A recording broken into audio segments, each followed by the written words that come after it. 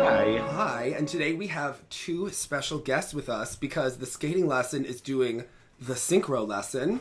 So we have two synchro stars to help us out on this. We have Christine Costa, and she was a collegiate skater at the University of Delaware on their synchro team, and she currently is an adult skater and skating coach, and she is out of Esprit de Corps, which is basically the Haydenettes adult synchro team. And we have to have different teams, different names for every team to keep it really confusing, and I really appreciate that about synchro.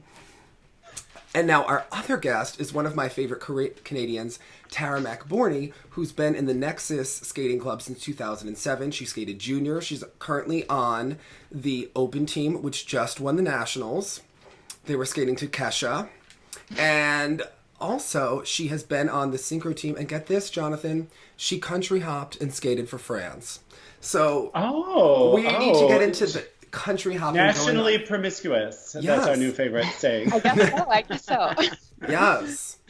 So speaking of Canadians, before we get into all of the synchro, there is some news. It has been rumbling. And someone on the live show asked me about this. Julien Seguin's former partner, Charlie Bilodeau, has officially teamed up with Lubov Ilyusheshkina. And how are we feeling about this? Is this quite a good pairing? Who wants to chime in?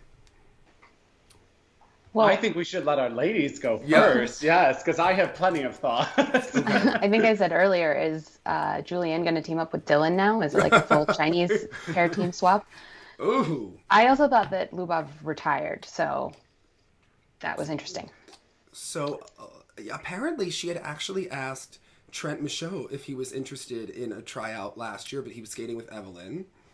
And it's interesting because now they'll be competing against each other. And I was wondering, Jonathan, do you think Luba and Charlie, as long as they land two throws, do you think that they would be probably the second team in Canada?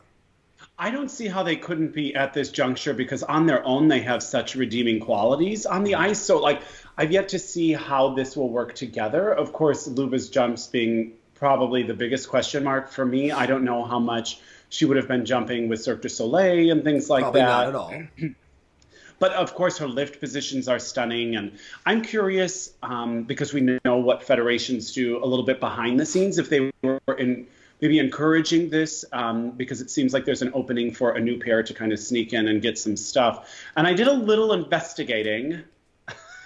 And apparently there is a rule in the Skate Canada, I don't know, documents, Declaration of Independence, I don't know what they have. But it was like, if two former world team members have competed, but not with each other, they will be able to go to things like their version of Champs Camp, get Grand Prix assignment. Like they can kind of fast forward that. Whereas remember, some other times we know they have to wait, but they'll be able to dive in right away next season, according to sort of how their bylaws are written. So that's kind of exciting, I think. We'll get a lot of it very quickly. Obviously, they've probably been training for a bit.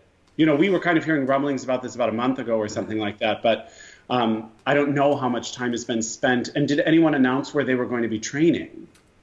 I think in Montreal. I think it said in one of the articles with Richard Gauthier and Bruno. Oh, that's not with okay. Charlie's old. Could be wrong, but I'm pretty sure I read that in an article. Wait, so that's interesting because we have whatever is going on in that camp, and that's interesting because they'll be with Kirsten and Michael. They're always a hot pot. Maybe American teams would go up there, so that's a really interesting turn of events as the skating world turns, as the blade turns. Ben, can I ask a quick question? Because as I was seeing sort of some, sort of bounce back from this, like on Twitter and things like that, it doesn't seem like Charlie has much support in Canadian fandom like some other skaters do. So I don't know if this was an instance of something about maybe how the breakup went with Julianne or something like that, or something, but it seems like I personally don't feel any of this, but there seems to be a bit of animosity towards Charlie. Is that something you found because of something, or am I just reading into something that I shouldn't have even brought up? It's just silly. So, Tara, you can correct me, because I know that you're the one who alerted me to the French article, but my understanding is that he wasn't shy about why he ended the partnership. and that Julianne was kind of in the dark, and he's known as being a strong-willed partner. And it was definitely how it's been characterized in the media, at least in the Canadian media, is that he definitely ended it with her, saying that she was not up to his standards and that he wanted to be a world medalist one day. Potentially off-putting for some fans. Okay, understood. Okay. Now, she's had really strong-willed partners before. Not even discussing Dylan. So her previous partner was Nikolai Mazarodze in Russia. And that's when she had struggled with her eating disorder with that coach, Pavlova. And his partner after her was actually hospitalized in Israel for an eating disorder as well. So she's dealt with some pretty strong partners before, so this may not seem bad at all. Or it just seems like potentially just... More of the same. Well, not more of the same. I don't want to say, I'm not comparing him to that, but this is someone who already publicly said that his partner wasn't up to his standards, and now he's partnering up with someone who is known for being really good in practice and not a successful competitive skater. So I think it's kind of curious. But they'll get great points for lifts and programs and things like that. Tara, do you have thoughts? You're our resident Canadian. Come on now. I think you've said them all, but I'm really excited to see what they'll come up with together. So Tara is one of my very supportive Canadian friends. She knows all the things. And Tara, when is Tessa Virtue's birthday? I'm pretty sure like May 17th, maybe? Okay. I don't know. So she will handle it. She is Canadian nice. So I want to ask, there was a article that came out today. The U.S. Figure Skating Association has been imploring Safe Sport to finish the investigation, and I think we just have to touch on it because there is an update, because the USFS had again called for them to finalize it, and U.S. Safe Sport actually gave a statement back that was unexpected, and we didn't know it was coming. And what they said was that they've said pretty clear all along that they couldn't investigate John Coughlin after he died. And I think a lot of people don't understand this, but they have quotes about why they can't continue the investigation, but they had initially said that they could look into reasons for why perhaps things in the John Coughlin situation happened. So what they said is they discovered a culture in figure skating that allowed for grooming and abuse to go unchecked for too long. They said the issues in this sport are similar to those that the center has seen in many others and cut across a wide population, Safe Sport said in a statement to USA Today. This cannot be allowed to continue. The center addresses these cultural issues every day through training and education and by, on a case-by-case basis, holding those who violate the code accountable. The Dan Hill, who's their spokesperson, said in a phone interview that Safe Sport has become aware of these issues with the reports we have been seeing and the anecdotal stories and evidence we have been receiving. Without getting into the specifics of any particular person, we've had people want to explain how the sport works, with concerns about how young women in particular are treated, especially in pair skating. I think that gets into what we were just talking about. If you want to change the culture of the sport, people have to come forward, all covered individuals, USFS member coaches, staff, board members, and officials, among others, that also includes judges, have an obligation under the code to report, and the center does enforce that obligation. As we've seen with gymnastics, it takes brave people speaking up and enough of them to get a culture shift. USFS, the national governing body for the sport, replied to Safe Sport in a statement of its own Monday afternoon. USFS fully supports the mission of the U.S. Center for Safe Sport and works in cooperation with the center to help end abuse in the sport. The center has clearly stated it will not advance its investigation into the allegations against the late John Coughlin. U.S. Figure Skating is constantly striving to ensure athlete safety and looks forward to working with the center to better understand the issues raised in this case. Now, the other part here is that they were talking about why they didn't further the John Coughlin investigation. And they said here, the most severe sanction the center can impose is permanent ineligibility to participate in sport. In this instance, the respondent's eligibility to participate in sport is no longer at issue. Furthermore, the center is dedicated to providing a fundamentally fair adjudicatory process. Indeed, fairness dictates that the center not complete an investigation when it is impossible for the respondent to provide testimony regarding events about which he would have knowledge. While the center can proceed with an investigation where a respondent voluntarily elects not to participate in the process, it cannot and would not complete an investigation when a respondent is deceased. So the USFS had sent a letter to Safe Sport saying the lack of a completed investigation has produced great uncertainty, innuendo, and continued speculation. Coughlin had told USA Today that the allegations against him were unfounded and that he wasn't allowed to speak based on Safe Sport rules. And Safe Sport responded to that as well, as I finish up here. Sorry, it's long-winded. And they said that Coughlin's assertion that he was prevented from speaking freely about the allegations of him by Safe Sport is not true. The Safe Sport code and interim measure process that was communicated to him directly and which is on our website makes it clear that he could provide information, evidence, and speak for himself, and even ask for a hearing that would have been accommodated in 72 hours by rule. That hearing would have been in front of an independent arbitrator. That's such a critical part of all of this. So that is interesting because in other sports, we've seen that Alex Nador also had an interim suspension in gymnastics and then did have a hearing and cleared himself. So what I wanted to ask you, who are all sitting here, is they talked about a culture in skating that allowed abuse. Now, we've seen a lot of comments on our social media of people who have had wonderful experiences in skating. And I would Which say, is amazing. We love that people have had amazing experiences in skating. I think that's great. Now, they were talking about the culture. And I thought that was interesting because even in my own adult skating, there are things that you see at the rink that are maybe not healthy or so normal. And I wrote down a couple of notes that I thought about what they mean by culture, because oftentimes there are many coaches who are wonderful and don't deserve to be smeared. But then at the same time, I think that we all do see things that could that are maybe worrying within the culture. So obviously eating disorders has been extremely prevalent, the topic of discussion, and weight issues in skating. So I don't really want to get into that, but that's something that I think touches almost every rink. But I wanted to know what people thought about if you've seen skaters be homeschooled for skating where it's worrying, or where maybe you think that the skater doesn't have the most potential and that they're being pulled out of school for maybe parents that get too involved in skating. Or do you see overzealous parents in an activity like skating?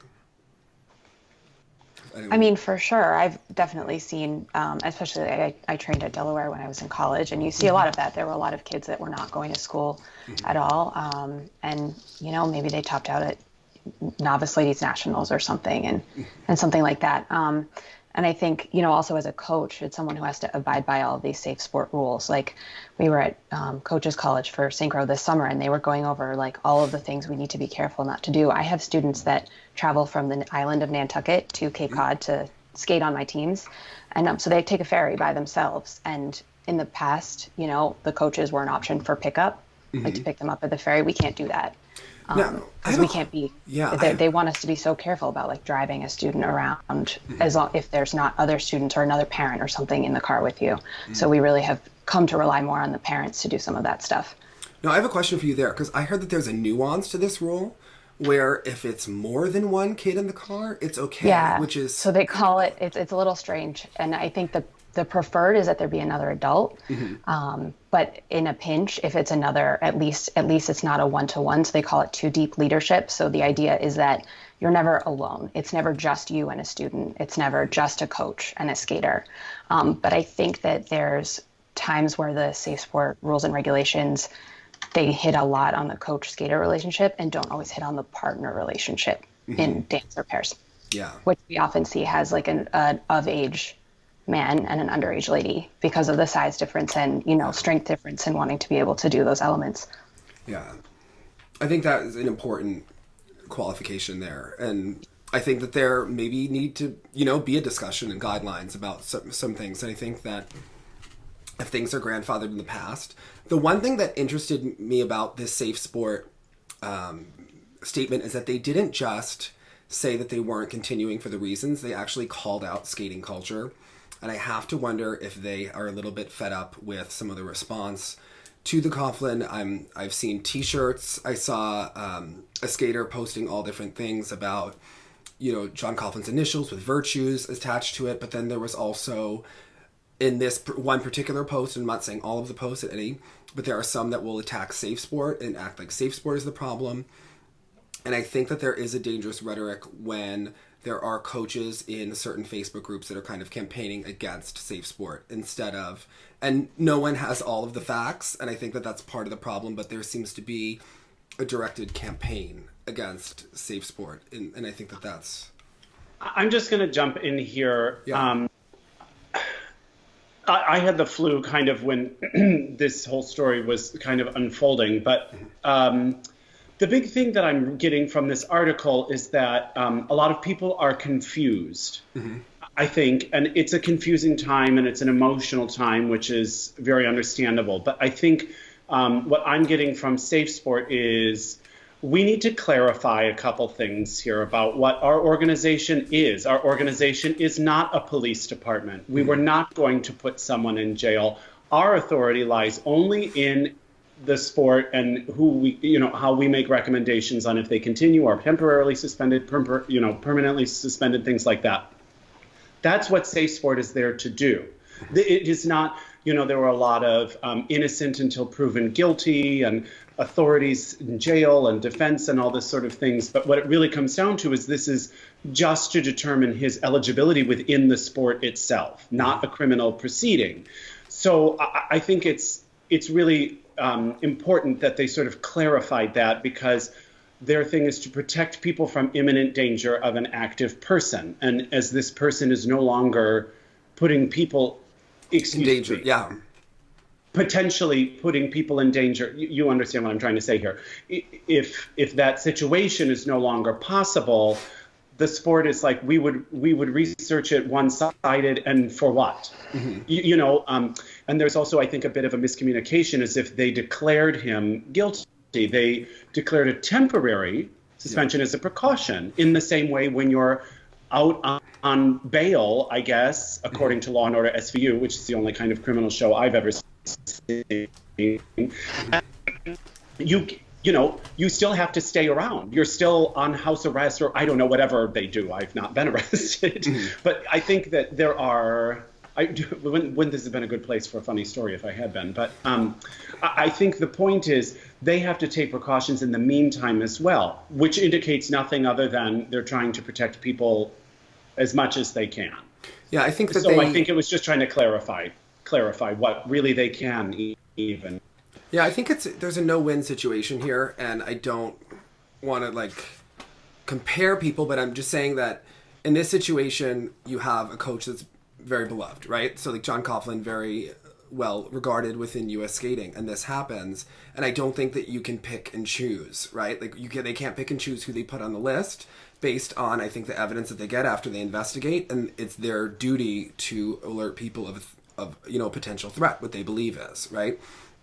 And even though they do it with him, you have to have the same process for everyone, and I think that's something that we have to investigate with Safe Sport to make sure that they're doing that.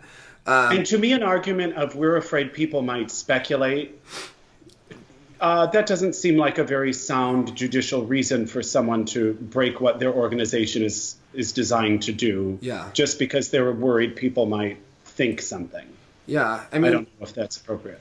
It's also they have to protect the people who do report it as well, and we did see a big backlash against people who reported it. One of the Believe reporters got, horrible messages on an Instagram, and you see certain things throughout it. So I think that that's, a concern. I think that as we see throughout all of this, it's not a fun topic. So I think, and it's a tricky situation. Dave and I were just talking privately about classical music, and does this kind of culture exists there, and it's a little bit different for opera specifically because it's not something that started as a minor, really.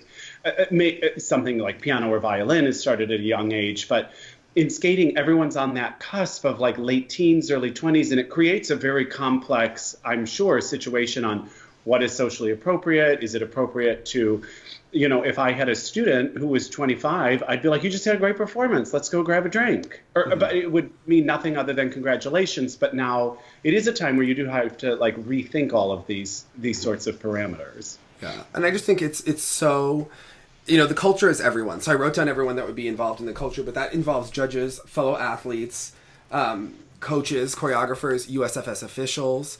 I mean, everyone plays a part in the culture. And I think and for a culture to have problems, there have to be problems with each people. It's not just the coaches. It could be overzealous parents involved in the culture. It could be peers that are the problem. So it's kind of, I just don't think that all of these things don't happen in a vacuum. So a place where the eating disorders are rampant, and then you hear that there's abuse, and they kind of go hand in hand. And I think the biggest thing that I think about is that in skating, it can rob certain skaters of an education, as we see when parents choose skating over school, and that can present a lot of problems down the line because there isn't a scholarship that's waiting for you at the end of the line. And there isn't, it's very hard to make your money in skating at the end of the day. But let's move on to lighter topics because this is getting a little bit of a downer. And let's talk about the Synchro because I watched these programs. I made Jonathan watch them, and I want you girls to walk us through this. Let's start in the Great White North in Canada. Okay? Now, all right. Canada, I have to say, seems like they are very serious about their Synchro. There were only 3 senior teams, but it seemed to be quite the competitive event. And Tara, you were there in person. So about how many people actually attend these Synchro competitions? Because they look like they're in a different arena than regular nationals, but they seem pretty loud when you're watching. Good question. I don't know how many people actually attend, but for both the junior and senior shorts and the free programs, it was basically standing room only. My team came right before the junior event, and we couldn't even sit together because there was no seats. It's really well attended, and this year in particular was by far the most exciting Canadian Championships in years. We really have only had 2 teams for a long time that were on top, and it was always pretty predictable which 2 teams were going to go to Worlds. Mm-hmm. Of course, that would change. Like sometimes Nexxice would be Canada. Mostly they're Canada 1, but there was one year that they were Canada 2. But you always knew it was going to be Supreme and Nexxice going to Worlds. And this was the first year in so long that it was absolutely anyone's game, and no one really knew what was going to happen. It depended on the skates of the evening. It was awesome. It was so exciting. So who's attending Synchro? Because I was trying to figure out, trying to do the math in my head of how they fill the stadium, because regular skating doesn't always do this. And I'm guessing there are 16 skaters on each team. Is that correct? Plus 16 plus 4. Yeah. So usually between 16 and 20. So 16 and 20. I'm guessing all of them have family and friends that we drag along. Yeah. Oh, yeah. Lots of family and friends. Alumni always come out and support. So even if you haven't competed in 5 years, you never miss nationals if it's close by. And this year it was in Waterloo, so really close to the GTA, pretty close to Quebec as well. So there was definitely tons of alumni that come and support. Synchro is so much more exciting live. It really doesn't have the same effect on video. So even though it was live streamed, most people want to come see it live and experience it. And the energy in the rink is just insane. So you guys got to come next year when Worlds are in Lake Placid. Yes, Jonathan. So when we talk about when I saw 4 continents live, I'm so surprised by who totally skates so much faster than I had any idea, who is so much slower, who fills the ice, who doesn't. Are these the same kind of concepts you're experiencing in person versus on TV with Synchro, or what really makes that difference in person? Yeah, totally. It's so hard to gauge speed on video, especially, I was watching the Canadian live stream on Dailymotion and the American broadcast, and even where the camera is makes such a difference. Well, we missed one of the people falling in the very beginning, and then they were like, oh, it's over there. You can't see it, but it's over there. And I was like, I'm already what? Where? What's happening? Yeah, okay. Yeah, because sometimes the camera can't literally capture all 16 girls, what's happening all at once. And most programs are choreographed towards the judging panel, and sometimes the camera is in the corner.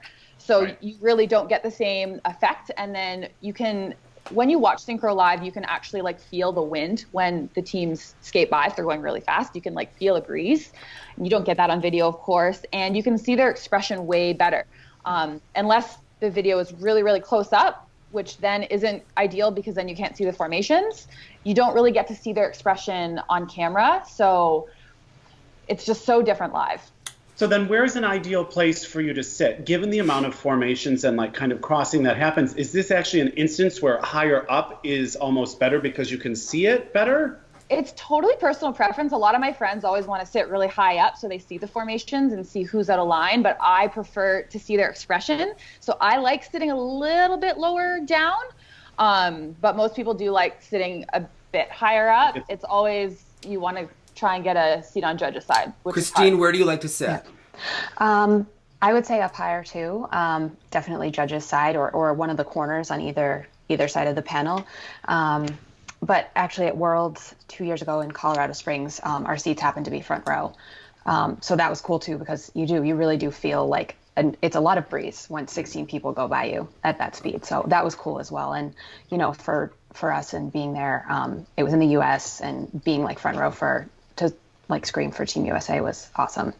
I remember the Haydenettes telling us that they couldn't hear the music because we were so loud. So I have a question too for everyone, and I think there are people that may have not watched Synchro all the time. They want to learn more. So I know people struggle with ice dance, but what is the things to look for in Synchro? The things I'm looking at, and you can tell me if I'm wrong, I try to look at overall skating skills, depth of edge, that you kind of can get. Some teams have distinct styles, especially as you get to the higher levels. But oftentimes when you're watching nationals, teams that are third between seventh may look similar, right? Like there may be similar characteristics. So what are we looking for? Like what are the key things to you that differentiate what's better? Like are we looking at how good a shape is? Like how straight the line is? Like is that part of the GOE? What are we focusing on? Because I'll tell you, as the layman watching, I was also a bit confused because for ice dance, like when I was growing up, like it took me years to look down at the blades during like all of these things or look to the knees instead of being bamboozled up here. And then as I was watching these formations in and out, I didn't know if I was being overly annoyed because I was expecting some sort of Rockettes type precision that maybe just isn't always possible on the ice because inevitably things were. But so to my eye, I think I might have been mistakenly thinking people were sloppy when maybe by actual standards they were not.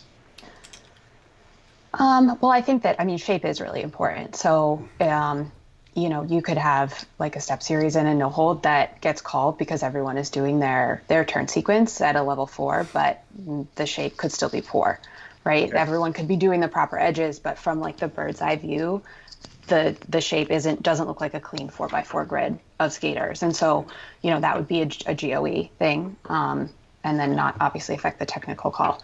So stuff like that. Yeah, you're right. Shape is very important. I think, when they're talking about, like when we talk about with singles, they're sort of like the 3 main bullet points that get you the first 3 positive 3 GOEs, and synchro, it's shape, speed, and spacing. So like spacing between the skaters, if you're connected and, say I'm connected to the girl next to me and we're on like a high shoulder hold, but then the next connection over is like on mid wrist or mid forearm, it's not the same spacing. So that would not be as good. So I have a question about speed, because there are some teams that skate faster than others. And you could even see it. Is this like a normal daily thing? Because you know how when you compete, sometimes you skate a little bit faster than you normally would with the adrenaline. So, but in synchro, if one person is skating faster than they usually would, they could be messing up the line, they could be knocking into the person. So who is really setting the speed? Is there a captain that's really leading when we're on the ice, or what are we?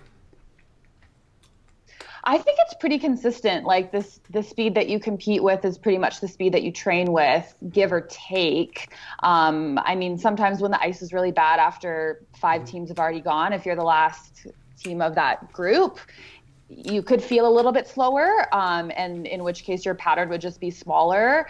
But for the most part, because of what you said, like the speed that you train at is usually the speed you compete at. Now, when one girl is messing up the line and like it looks like a straight line, and then the one person sticking out, can you tell that? That's what I kept saying. Can you tell that while you're skating? Like, can you be like, stop messing up the groove? Like, is it like a Destiny's Child situation where there's a Beyonce and a Kelly and then there's a Michelle? Or like, do you know this as you're competing? Well, in that case, I would tell Michelle that she needs to use her head guides and make sure she's in line. Yes. Boom, boom. And then maybe the group would have stayed together, right? Okay. Now, what is your personal feeling? Token boys, a highlight or a distraction? Because I have to say, and some people get upset when we talk about the token boys because they want to know that all the girls work hard, and I agree. What I want to say is that sometimes the token boys seem like a highlight, but I have to say, if a token boy is not as good, like in the Skyliners, I felt that he could lift well, but sometimes he wasn't as good of a skater as some of the girls. Is that like a negative? And unfortunately, that's where your eye is drawn inevitably because it's the most different, eye-catching moment. Yeah. I mean, did you see that one token boy that was messing up the Twizzles in the U.S.? I was like, we're watching you. We can't unsee that. You know, like you...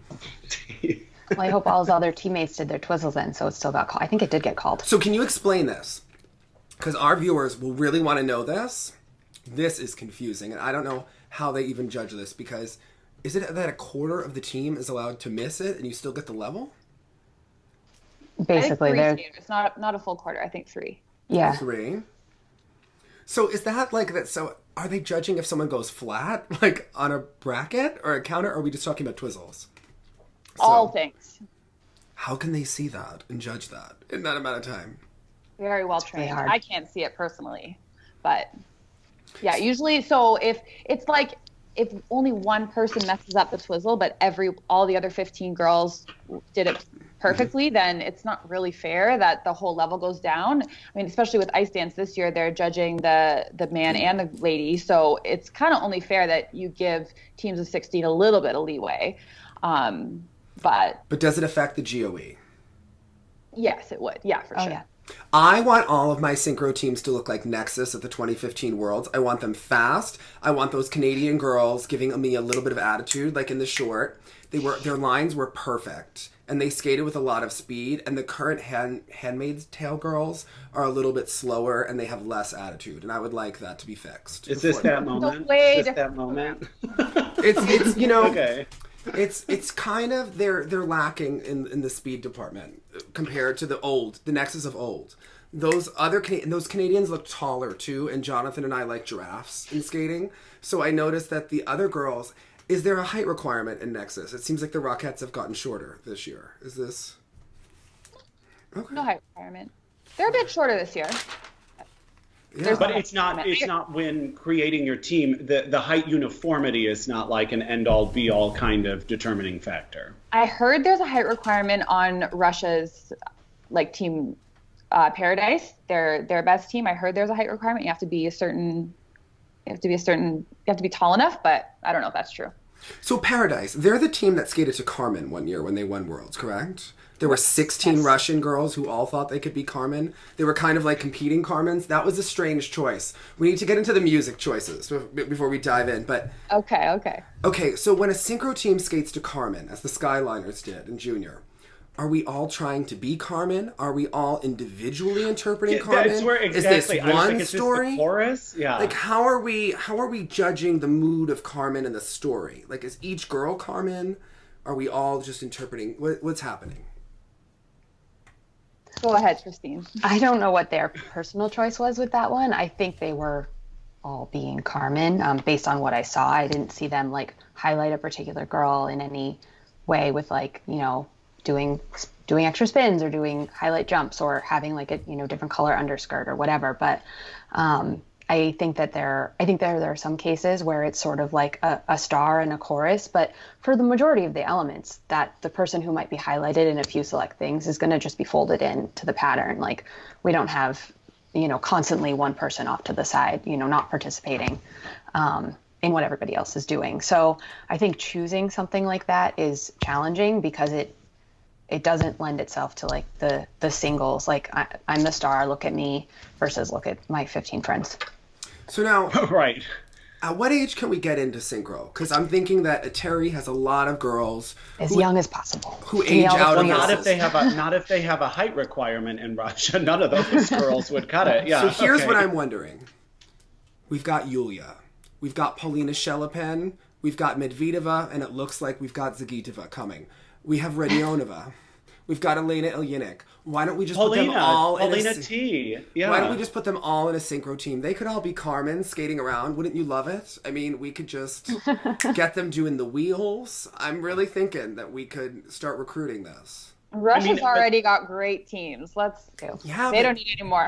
But wouldn't you want to see it? Wouldn't you want to see Rydianova skate, doing those twizzle sequences and doing those wheels? Well, this is my question, Dave, and really it's to you both, is would you want to see excellent individual skaters just be suddenly clumped into a hodgepodge? Because do you like to see a series of individuals, or are we really looking for a sort of a group front? We want a group, right? Like we want a group who are all amazing, right? You weren't really listing group players to me.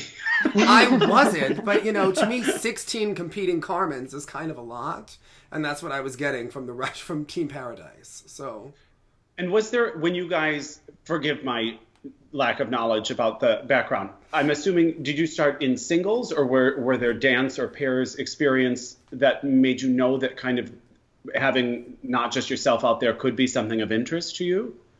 I started in singles, and I'm very tall, way too tall to be a skater. So when I was 12, I joined a novice team, and been doing it basically ever since then. I continued doing free skate until I think I finished high school. And then not competitively, but just like skating on your own to improve your skills. But yeah, I'm really tall as a skater, so synchro was the way to go for me.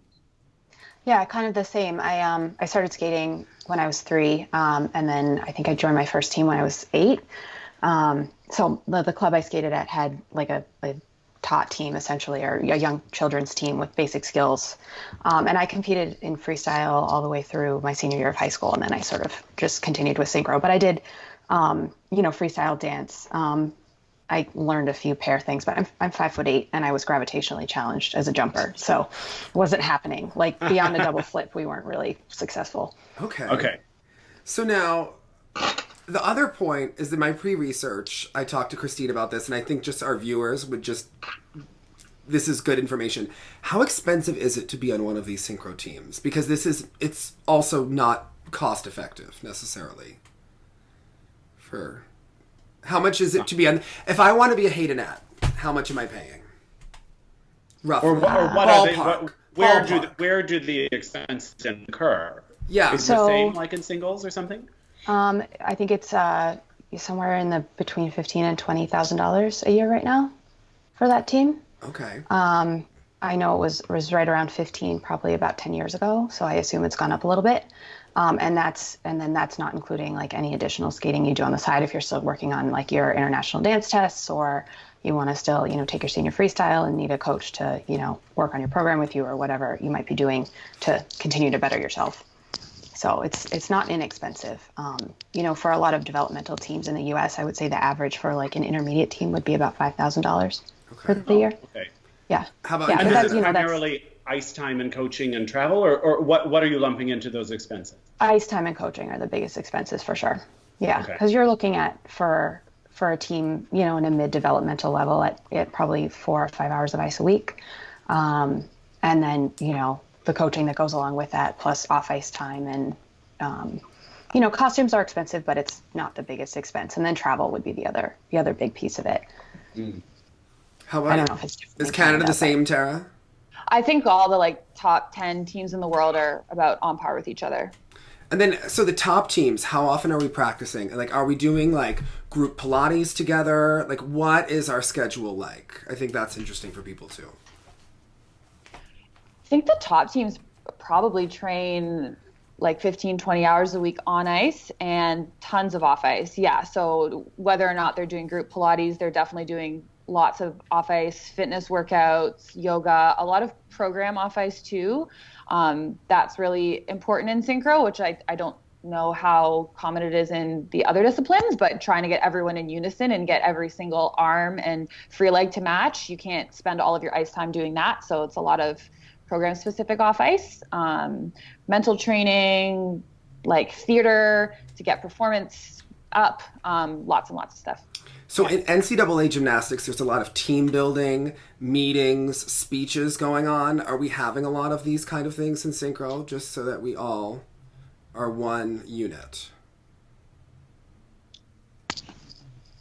Yeah. I think that's pretty constant too. Yeah. Like if you're always with each other, you're always having team meetings, whether like formally or informally. Yeah. Okay. That was a dodge question. I mean, I don't know if it's quite at like the Kool-Aid level of some of these. I want to know, gymnastics. Am I going to be on a Kool-Aid team for my future synchro career? You know, we don't have NCAA in Canada, so the only thing I know about it is from what you tell me, Dave. Okay, so let's start with Canada. We had Les Supremes, and they were in third place overall, and they skated to the artist for their free skate. They had 2 token boys on the team, I wrote down, and I really liked their costumes, especially in the free skate, and I thought they had an overall really classy aesthetic to them. And if I'm not mistaken, this is the team that had the boy that had a concussion during an intersection. Or that was Nova. No, that was Nova. Okay. So walk us through your thoughts on Les Supremes. Are we starting with shorts or frees or just anything? You can start with short. Start with short. So this short was actually my favorite short program of the whole season worldwide. I've always wanted to skate to this song. I love it. Say the song. The Will You Be There from Michael Jackson from Free Willy. Yes. One of my favorites. And I thought the choreography interpretation was perfect. Their skating skills have improved so much over the past several seasons. And I think this program showed it off beautifully. Their posture, their carriage was just so mature and elegant, beautifully costumed, like you said. And they just had a couple little tiny issues that made the difference when the other 2 teams were so clean. The little issues they had in the short weren't even, it's not like they lost points for it. It was just little balance checks in the twizzles that they didn't lose the call at all. And there was like a handheld that wasn't quite as fast. And I think they were just a little bit nervy because it was anyone's game. But I think overall it was a really good execution of this program. And it's sad that you're not going to be able to see it at Worlds because it was my favorite of the season. Christine, what did you make of it? So I really enjoyed it. I thought, I was looking at the protocols for all 3 of those teams in the short, and it looks like everyone lost a little bit technically. The Les Supremes, they got a 2 on the wheel. It was hard to see, but I think that right before they did their change of place that it stalled. That's what it looked like to me. Like the line that was coming across the top hit the same landmark as the previous line.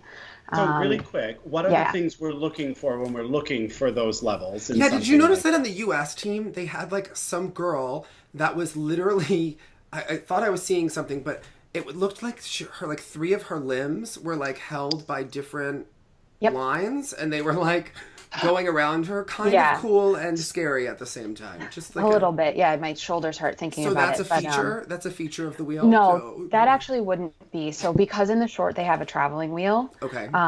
Anything that they do prior to actually starting the travel is just like extraneous transition. So that would like up their transition score or their, program components. Although I think that was in the Haydenettes free skate, right? So that was actually their stationary wheel. So that actually could have been a feature of the artistic wheel, maybe. I'd have to look at the protocol to see whether they were going for a stationary wheel or artistic wheel, because there's all sorts of new elements this year. So with the traveling wheel, what you want to see is a consistent travel of, I'm going to use a circle just because it's easier, but if this was like the center, you want to see a consistent travel down the ice without anyone. So when the line that comes back up to the top, you want to make sure that the center girl, and this is how they often call it, that the center girl doesn't hit the same track as the previous center did. They want like every line needs to eat a little more ice going down the direction they're traveling. And are there marks you're hitting on the ice, like on the boards that you're looking for, like your references? Most teams practice. So we use that as a reference, but then by the time you get to nationals, you generally know what your landmarks are. Okay. Yeah. Okay. Now, our friend Ted from Canada was commentating. I just was was there in fun. full force, yeah. He was here in really full force. He was as Canadian as ever. So he had one comment, and Jonathan, I don't know if you picked up on this, but he said that he thought that Will You Be There, the theme song from Free Willy, which I remember well, he thought that that's a really challenging song to interpret. And I was confused by the comment, and I wondered what particularly about the Free Willy song do you particularly think is challenging to skate to? Like, why this piece in particular? Was he just making a comment? Like, well, you actually asked me what I thought.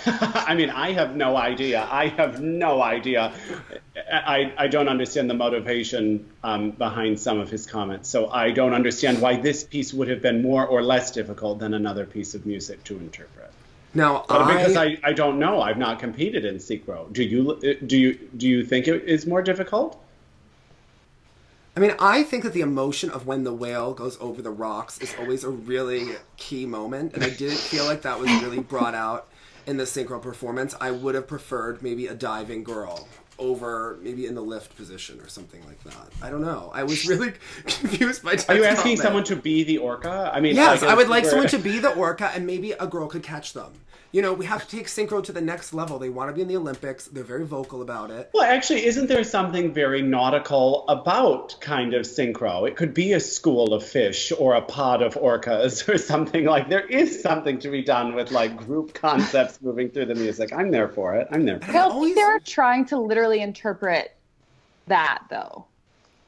The song itself. Yeah, it's the mood of the song, right? Yeah, exactly. I prefer the Jennifer Hudson version from The Funeral. I feel like it has more of like a Baptist church vibe, and that's where I'm at. I think that needs to come to Synchro.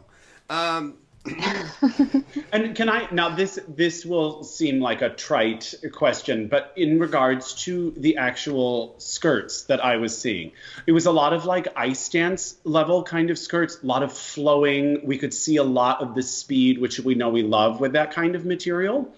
And this is just like a dumb layman thing, but from the outside, I wondered if it was detracting a little too much for me to be able to see the uniformity within the legs. Does that make sense? Like sometimes I felt like certain knee bends or certain turns, because I wasn't fully understanding what to be looking for yet, that I was unable to see things because everyone's skirt is suddenly very different. So I'm seeing, in certain moments, I feel a bit of clutter. Listen, we want short skirts. We want it high and tight, okay? We want them, okay? With a nice chignon, all right? But that flowy, lovely thing is it can work to your advantage to make you seem faster and flowier and all these sorts of things. But when unison is key and everyone is wearing it and they're flowing a little bit differently, it was just, it kind of detracted from me a little bit because I think something that was just so like slick and you could see everybody nailing it together would be a nice thing, but maybe that's just... Are the skates long to hide if there are any errors? It's a little what I was asking also.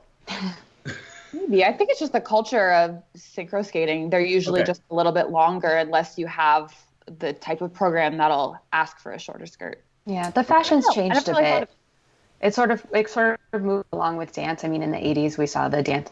I mean, I was a little kid, but we saw the skirts like really short, even for ice dance, right? And then the skirts started getting longer and longer. And Synchro kind of kept with that.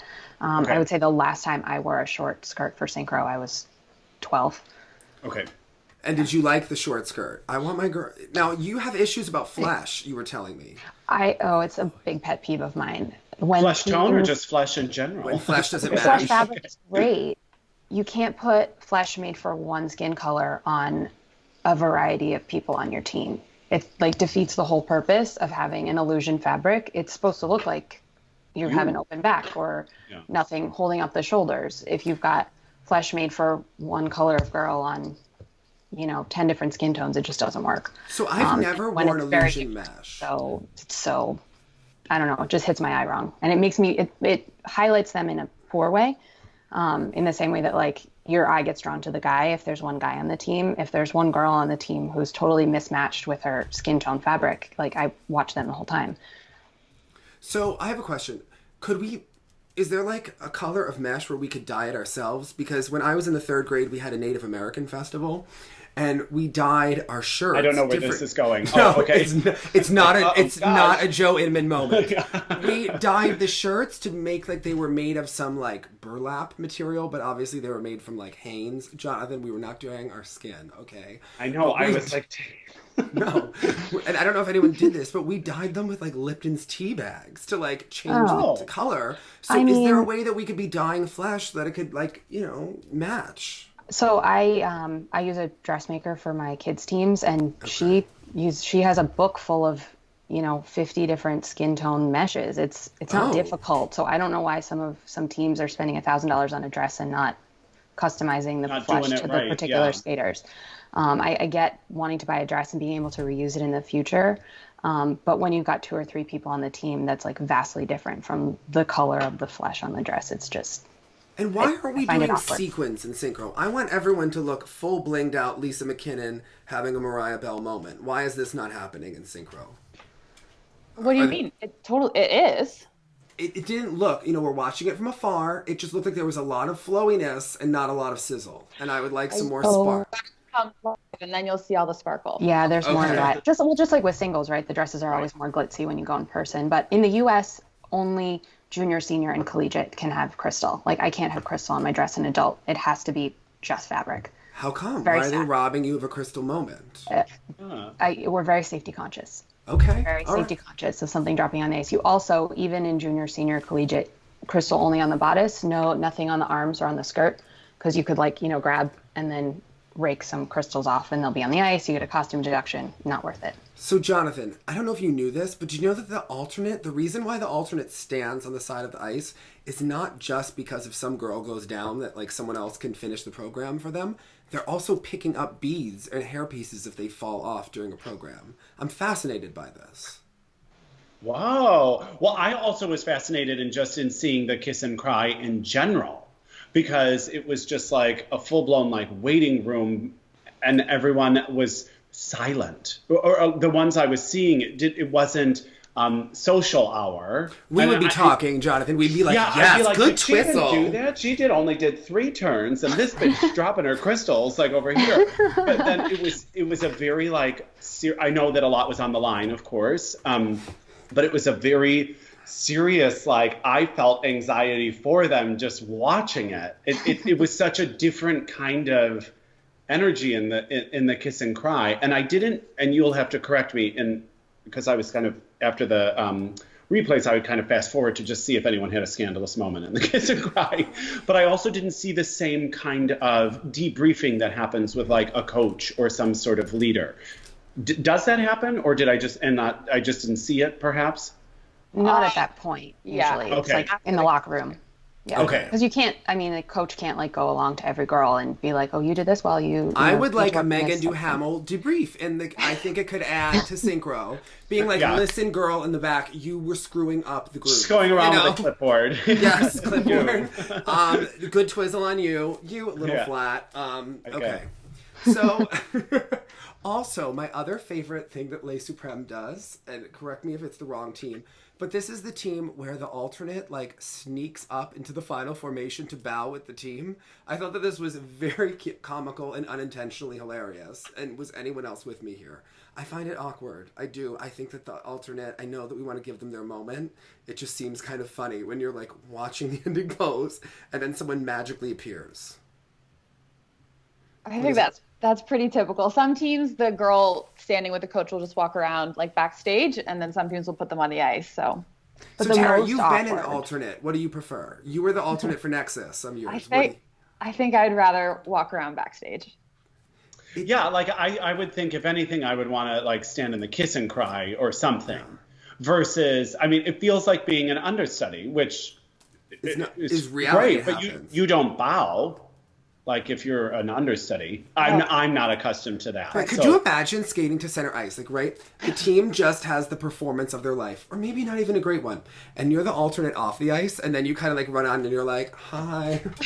Well, I feel like this is awkward. Team doesn't wait. No, sometimes the team like gets to wait. And they're like done bowing, and the alternates just well, like they're on arriving. adrenaline. Yeah. Right. Like, have you ever had to bring the gifts down in Roman Catholic Church? It's very awkward. You're like, do I smile and wave? Like, this is not a wedding processional. Like, do people think I got here late? Yes. Like, there's Cindy again. She got stuck in traffic. Thanks for joining us. She's just coming out now. Okay. I mean, I think most of the people that go watch Synchro are like used to the concept, so it's just regular. It's like regular life. But I understand how it seems strange. But it's funny that you picked up on that. Yeah. I want to know all the nuances. We're picking up on the things today. These are what people need to know. Okay. All right. And I'm really intrigued when you talk about how a team really improves their skating skills from one season to another. Did you find in this particular instance, because this works like Menudo, right? Like people are in, people are out. You know, it's always changing. So do you find that I just need to get a Menudo reference in somehow. Do you find that the skating skills are changing because of the particular combination of skaters, or are you finding it's because of a particular coach? Like, I can't even fathom trying to work on skating skills as a group like that. I would imagine it's a tough thing to tackle. I think it's a little bit of both. Like with these teams, the coaching staff has stayed the same for many, many years. So it's not necessarily a coaching change that have made them really improve over the past couple of years. I think it's just putting more focus on it and knowing that that was what it was going to take in order to close the gap at the top. And it might be different girls, but I don't really think so. I think it's just putting more focus on it. So, but Jonathan, inevitably, sorry, Dave. Tara's being polite here. So you know that Canadians think that they're better skaters than Americans, right? Like they think that they have better skating skills. Well, many of them do. Some of them don't. Fair. Many of them do, yeah. But like Frank teaches beautiful skating skills. We all love Frank, you know. We do love Frank. But, okay, so I went on the Nexxice Synchro page, and I was looking at all of the girls' bios. About 16 out of the 20 said that Tessa and Scott were their favorite skaters. There were a couple who didn't. I was looking side-eye at them. But there's something called Annie's Edges, and they all have favorite moves. Some girls like things called the surfboard, other like things called bongo. And I thought that apparently, like, this is how we learn to skate. We do these moves called, like, bongo and surfboard. And I would like to be explained what the heck is bongo and why is it our favorite? And who is Anne? And what's going on? Why does she have so many moves? Yeah, why does she have so many moves? So Anne is one of the coaches in the Nexxice Club. It's Anne Shelter. She's world-renowned for her edge work, called Annie's Edges, and teaching skating skills. And those are just names. It's usually the name of the song. It just becomes the name of the exercise of the song that we use. So bongo, it's a song called bongo, but it has a particular exercise. And what's the exercise? I mean, I can't really explain it. It's just like something you do in pairs. It has certain steps that she has created, and all the Nexxice teams do it. There's so many different exercises, but we all call them by like the name of the song. So it's a little bit odd. Like one of them is called Janet, but it's because it's just a Janet Jackson song. What Janet song are we doing this to? This is where I'm at. Okay, what Janet song are we doing it to? Oh my God, I don't even know the name of my head. It's Everywhere I Go. I know you are there shining down at me. That song. You're doing great. Don't stop. Okay. And what are we doing? Well, and then I could tell you got like uncomfortable. Are we doing like moves in the field to it? Are we doing like an 8-step mohawk? Exercises. It's like stroking exercises, some turn exercises, but it's this like, and Nexxice teams will do it for hours and hours and hours, and that's why the skating skills are so strong. And I think in Canada, that's why Canadian skating is so strong, because the other teams like will come to seminars or like learn different exercises or try and emulate what the Nexxice skaters do. And I think that's why the top 3 teams in junior and senior, the skating skills are so strong when you compare them to other top teams. Yeah. Now, Jonathan, did you know that Scott Moyer's cousins are Synchro legends? Did you know this? You know, I can safely say I did not know that. So their names are Sherry and who's the other one? Kara. Sherry and Kara. So their moms are twins. They both have the short brown hair, and they're all from Ilderton, right? Yeah. I've listened to PJ Kwong's podcast before, so I'm following this, and I watched the Tessa and Scott series. So what I want to know is, were they famous first, or were Tessa and Scott already famous standout skaters? And what's going on in the genes in that family? So what's happening? Yeah, like in that family, but very good skating genes. They came, like, they were senior when I was junior, but I'm pretty sure they came to Nexxice around the time that Scott and Tessa were like getting really well known in senior. I could be wrong, but I think it was kind of around the same time. And one of them skated ice dance with Scott's cute brother, right? Back in the day. Yeah. Okay. Yeah. So now, did Tessa and Scott skate in like the Nexxice shows? Did they make a guest appearance in like the final spring finale? Like, what is happening here? They've never come to the Nexxice gala, but I'm pretty sure Nexxice Senior has skated in other shows with Scott and Tessa in the past. Not when I was on the team. Do they thank Canada too? Wait, what? Is Nexxice thanking Canada too? I mean, we're all thanking Canada, but does Nexxice in particular get to thank Canada, like in Toronto? That would be amazing if Nexxice could thank Canada, yes, but I don't know. Listen, Sandra put the Synchro team in Spain in the show with Javi. I think Nexxice should be thanking Canada next year. I totally agree. I think it could help their wheel. I think it could totally help it. We need, we could. It's really hard to do synchro on that tiny rink.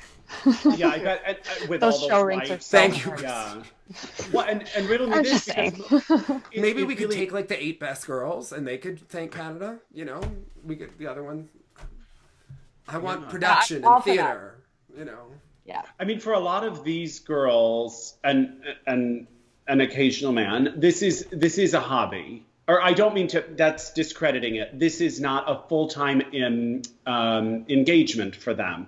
So also, does it become tricky then to coordinate all of these things, right? Because it's not like you could just say, let's just take this whole week and everyone would have to take off work, right? Are you dealing with people's... For the top 3 teams in Canada, it's a full-time thing. Yeah. Like it is a full-time thing. Okay, forgive me. Okay. Yeah. But you go to school too, right? Like many of them do go to university? Or a lot of them are finished or go part-time. Okay.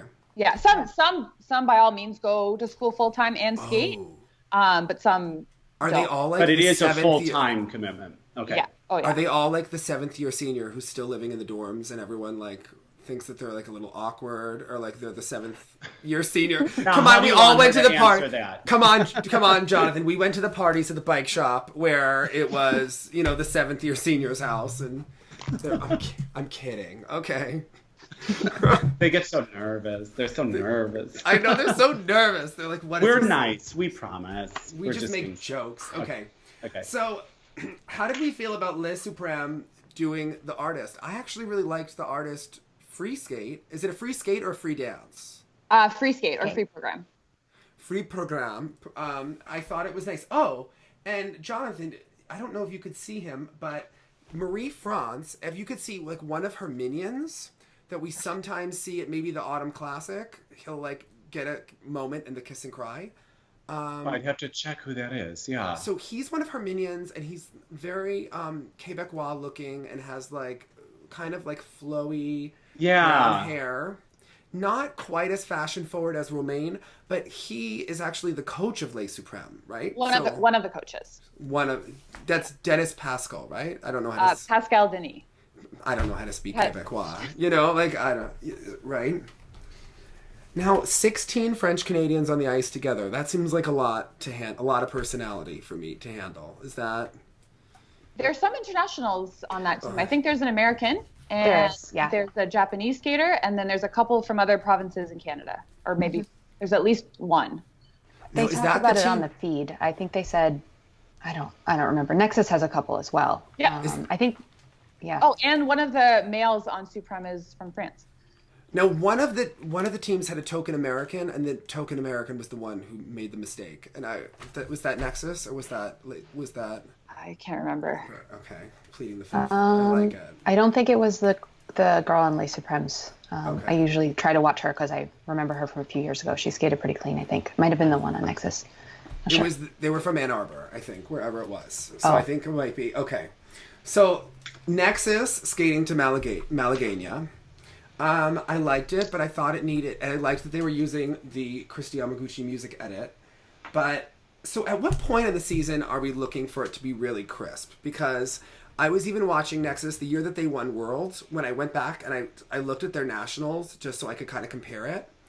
Their nationals did not look anywhere near as good as their Worlds performance did. So I was wondering, like, how crisp should we be? Like, how harsh should we be judging at this point in the season? Because I know the season is kind of delayed a bit. Yeah, and also just to add to that, would you mind taking me through a little bit what, like, we know now, of course, how our normal system might work for some, where it's B events first, some summer challenges, then we have the Grand Prix, and then it culminates and culminates. Do you find it follows the same pattern as well? Yeah, like there's early competitions domestically in like early December, and then there's a big one in Canada in the middle of January, and then you have to be in decent shape for your internationals, which will be end of January to February. But I find that all the North American teams tend to peak a lot later, both the Canadians and the Americans. What you see at Canadian Nationals and American Nationals is usually a lot different than their performances at Worlds, whereas the Finnish teams and Russia seem to be ready a lot earlier, but they won't necessarily improve quite as much at Worlds. So what you see now from the Finnish teams is kind of what you'll see in a month, whereas not for Canadians, Americans will improve dramatically within a month. And that's probably a little bit of a function of that there's been a long time where it's been kind of obvious which two teams are going to go. So if you go to nationals and you aren't at your tip top, you're not going to not make the world team, right? So you have that opportunity to spend the next 6 weeks really fine-tuning everything and adding, more interest or whatever, updating elements, whatever you need to do, because it's sort of a given that you're going to go to Worlds. I assume we're going to start to see some changes in that as more of these teams are competing for those world spots in some of the countries where it's been one or two teams at the top forever. Mm-hmm. And why don't we add the teams? See, I think we need to move Synchro Nationals earlier, and then we need to have the top couple of teams go to Synchro 4 continents. That way we can fill the stands. Because when I saw it at looking at Anaheim, it looked like it was pretty empty, and I think we could have filled the stands with some Synchro teams and had them do a short and long program, at least the top four. So it's tough because for Synchro Nationals, it's not just the senior team, so it's all the other events too. And if you were to push any earlier, the seasons are so short. So it's Tara, we're growing Synchro as a sport. In the corporate world, there's that annoying saying, "Don't be a problem identifier, be a solution maker." Okay, that's the passive aggressive thing that gets written in your review. So, okay, I just want to. All right. So Nexxice, they are doing The Handmaid's Tale this year. I noticed that Synchro has really progressed in the last 4 years in terms of they had much more modern themes, and I think that that's good. I think we can continue to push it forward. But I remember Synchro when Nexxice won the Worlds, they skated to Rhapsody in Blue, and it looked very traditional skating. And I thought the fact that they were doing The Handmaid's Tale, which is a current show on TV, was very forward, and I appreciaed that. It gives the idea that there's a bit of element of performance art as well, and because it's like also like group theater competitions that they used to do at in high school levels and stuff, where you have this whole palette, and you can do so much cool stuff that we don't get to see often. So I'm all about a funky departure, so I was kind of into the unconventional quality, or a kind of a new, and actually we talk about this sometimes. There's actually current, and then sometimes there's skating current, which often involves music that's 20 years old or something like that. But this was a very relevant, kind of applicable thing. People who don't know skating would turn that on and be like, "Oh, wait, is that Handmaid's Tale stuff? Oh, weird, cool." I think that's important. Yeah. Now, I thought it was interesting that they're doing Handmaid's Tale, but they're skating to Kate Bush.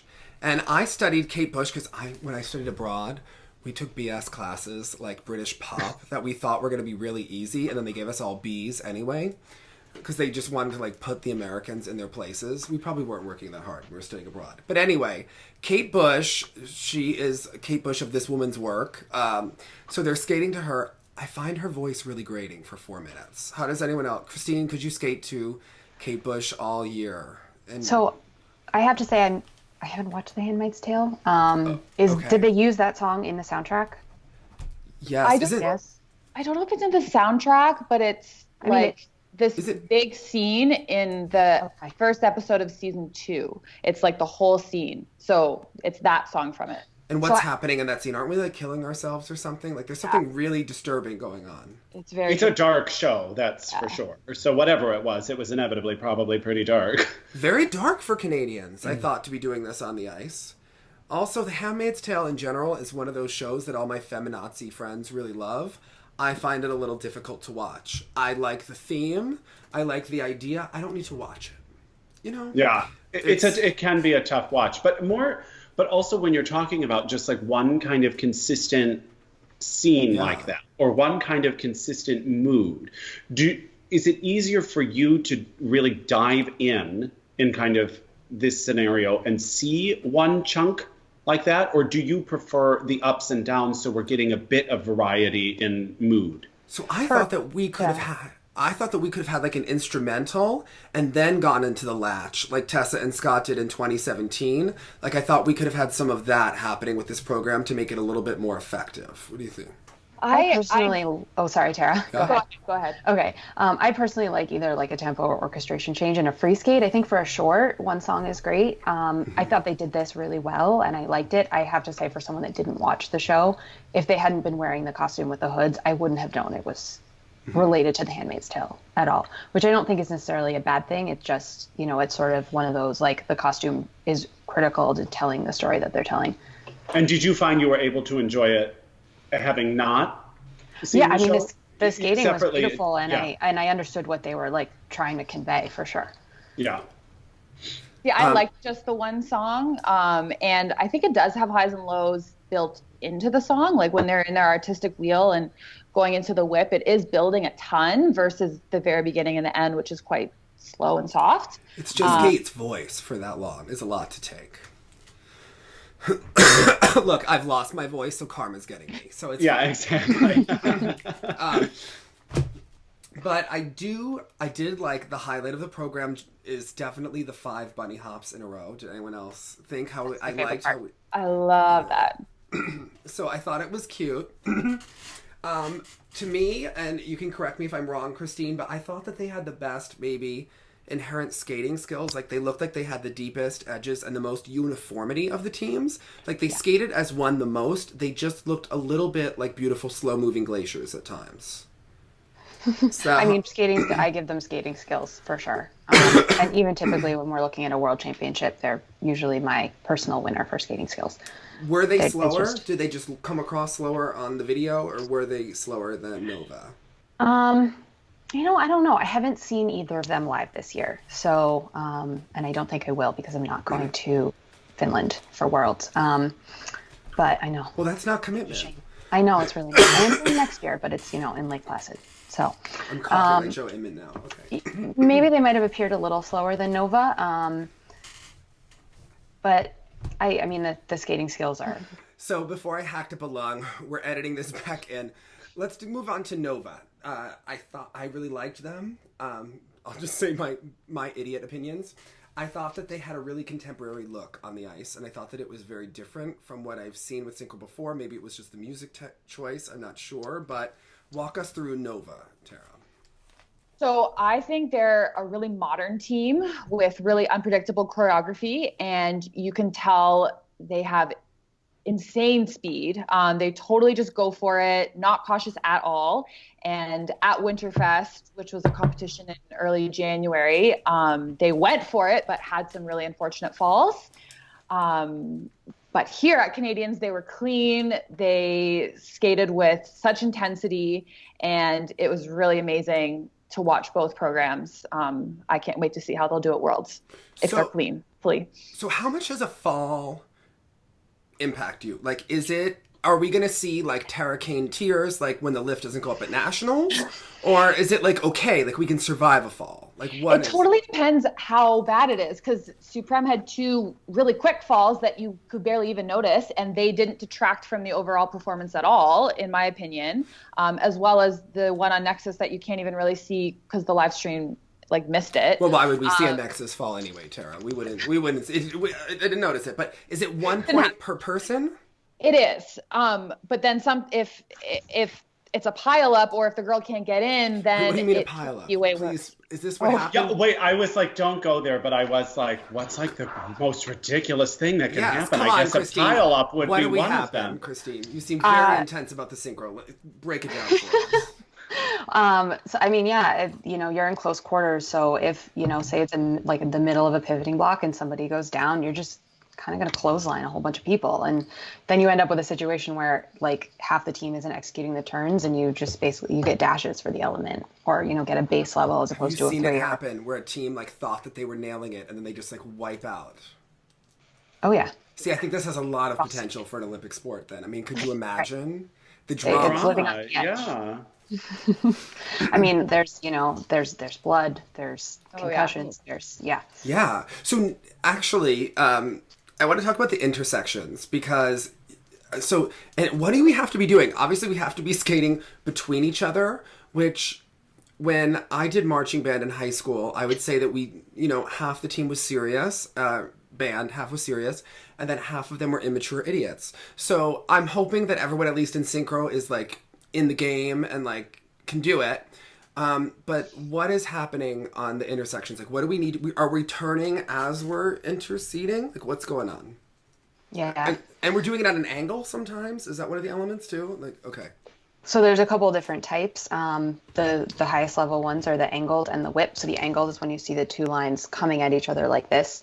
And then with these types of intersections, you always want the point of intersection. So it's 2 separate calls. It's the inner shape of the intersection, and then the point of intersection is the quality of the turns going through. So if you have the 2 lines coming at each other for the angled, the turns need to start before the lead girls overlap, or else you get the intersection called down a level, which happened to, I think, a couple people in the short program in Canada. And then everyone needs to be turning consistently as you're going through.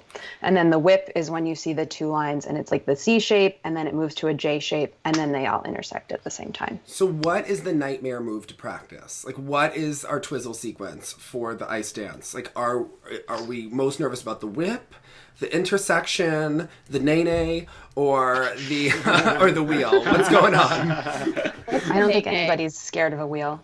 No, it's a pop song that says "I whip, watch me whip, watch me nay nay." It was yeah. I think probably, I don't know about you, Tara, but probably the intersections are probably everyone's like sort of most finicky element. I'm a lefty, so I mean I've been doing synchro for a long time. We generally do most things right dominant because that's what most of the team is. So, you're going to do your twizzle with your harder feature on the right. You're going to do the turns in the going through the intersection. You're going to do them going to the right. So for me, it was like a extra training to like be as ambidextrous and have those turns feel as comfortable. Nightmare, yeah, I mean, it's not jumping. Gosh. It's not like they're asking me to do a double axel to the right, but it still is not. It's not natural. Yeah. So on Tara's synchro team, I watched it. They had to do the individual spin. Yeah, the 1 foot spin, and they had to all spin in the same direction. And 4 of the girls were lefty, so you would have to spin the other way too. Yeah, like in college, I had to do like a layback and a sit spin the other way in the spin block. Nightmare. How Satoko? Nightmare. And then you're get up and you're so I'm not Satoko, so I was like so dizzy afterwards. Did you feel like you were having your Michelle Kwan, Lyra Angelica moment, that you were doing camels in both directions? Dick Button was loving it. Yeah, right, yeah. We did. Yeah. Okay. Same. Okay, I just wanted to put that out there. I had to educate Tara on Michelle Kwan because she's Canadian and too young. But she's done her homework. She read Christine Brennan's books. She knows all about it now. Okay. Yes, I read those when I was 7. Yes, I'm fully on board. Okay. All right. So let's discuss Nova's free skate. I liked it the best of all the programs. I thought that they seemed very French. And what I mean by that is that I loved the theme, but I thought that their actual skating had some sloppiness to it. But I liked the overall picture. I just thought that Anne may not have liked their edges as much as she liked her own edges. And as much as I like Anne's edges. So yeah, like they are the new Canadian champions. They were by far...